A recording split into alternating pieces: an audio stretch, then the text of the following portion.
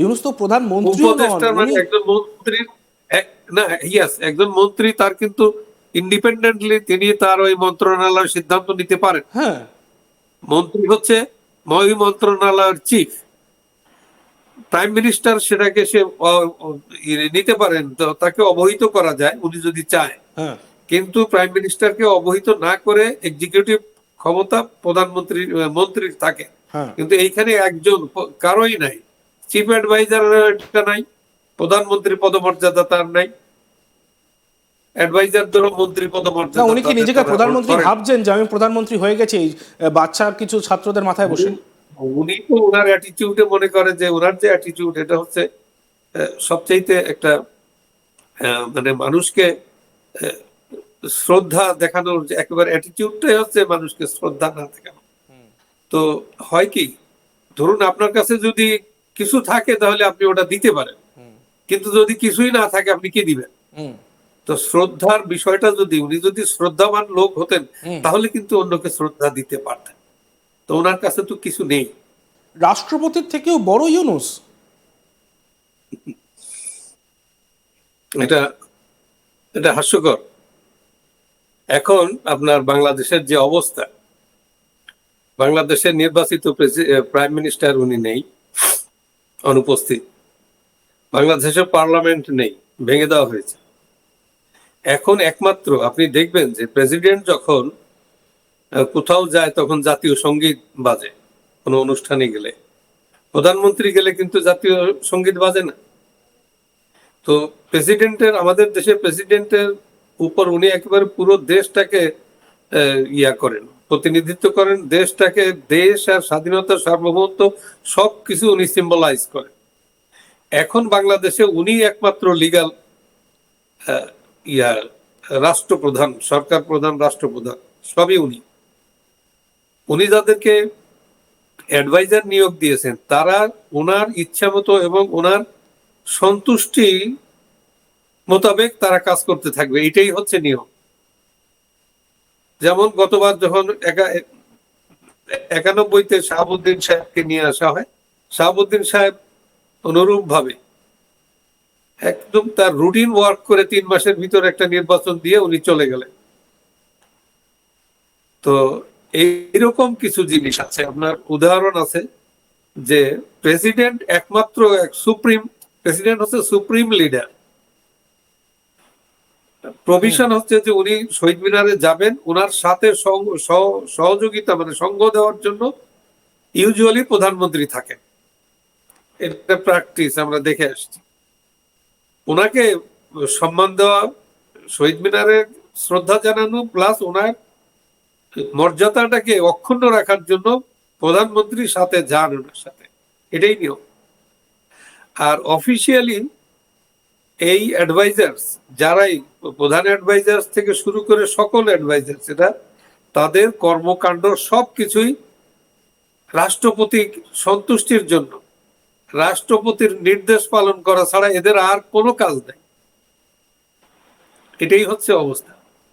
তো সেখানে আজকে 21শে ফেব্রুয়ারিতে যা দেখলাম, ডক্টর মোহাম্মদ ইউনূস, উনি একজন নোবেল লরেট, বিশ্ব বিখ্যাত মানুষ, কিন্তু উনি কি করলেন, উনি সেই জিনিসটাকে, সেই চিরাচরিত ধারাটাকে উনি ভায়োলেট করলেন।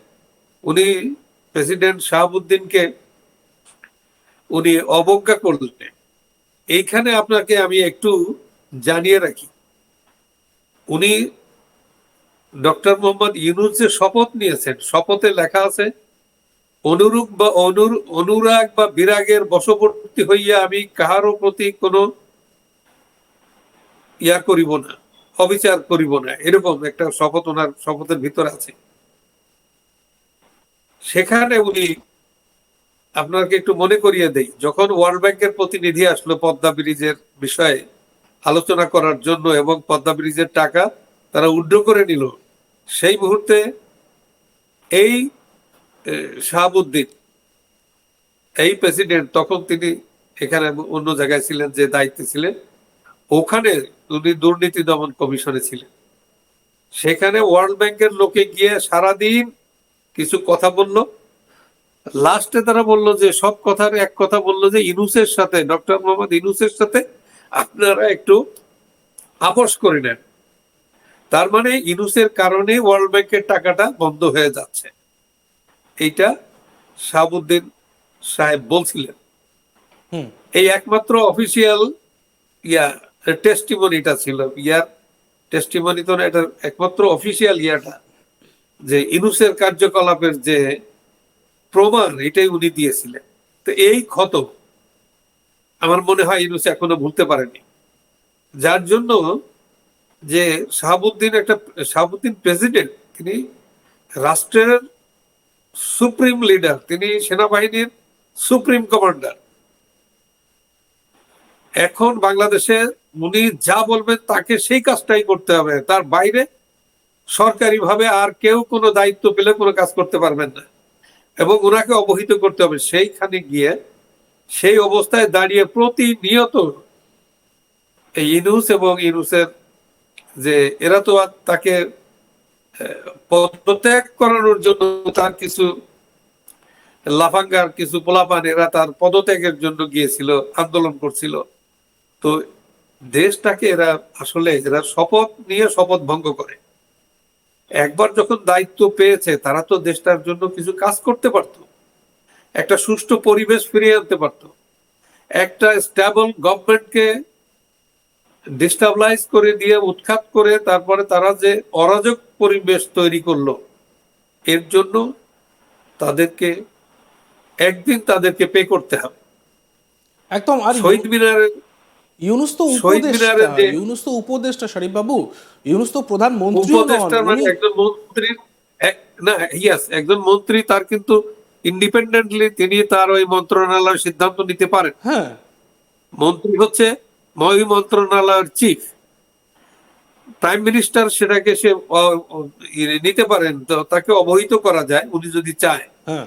কিন্তু প্রাইম মিনিস্টারকে অবহিত না করে এক্সিকিউটিভ ক্ষমতা মন্ত্রীর থাকে। হ্যাঁ। কিন্তু এইখানে একজন কারোই নাই, চিফ অ্যাডভাইজার নাই, প্রধানমন্ত্রী পদমর্যাদা তার নাই, অ্যাডভাইজারদেরও মন্ত্রী না, পদমর্যাদা। উনি কি নিজেকে প্রধানমন্ত্রী ভাবছেন যে আমি প্রধানমন্ত্রী হয়ে গেছি বাচ্চা কিছু ছাত্রদের মাথায় বসে? উনি তো ওনার অ্যাটিটিউডে মনে করে যে ওনার যে অ্যাটিটিউড, এটা হচ্ছে সবচাইতে একটা মানে মানুষকে শ্রদ্ধা দেখানোর যে একেবারে অ্যাটিটিউডটাই হচ্ছে মানুষকে শ্রদ্ধা না দেখানো। তো হয় কি, ধরুন আপনার কাছে যদি কিছু থাকে তাহলে আপনি ওটা দিতে পারেন, কিন্তু যদি কিছুই না থাকে আপনি কি দিবেন? তো শ্রদ্ধার বিষয়টা উনি যদি শ্রদ্ধাবান লোক হতেন, তাহলে কিন্তু অন্যকে শ্রদ্ধা দিতে পারতেন। তো ওনার কাছে তো কিছু নেই।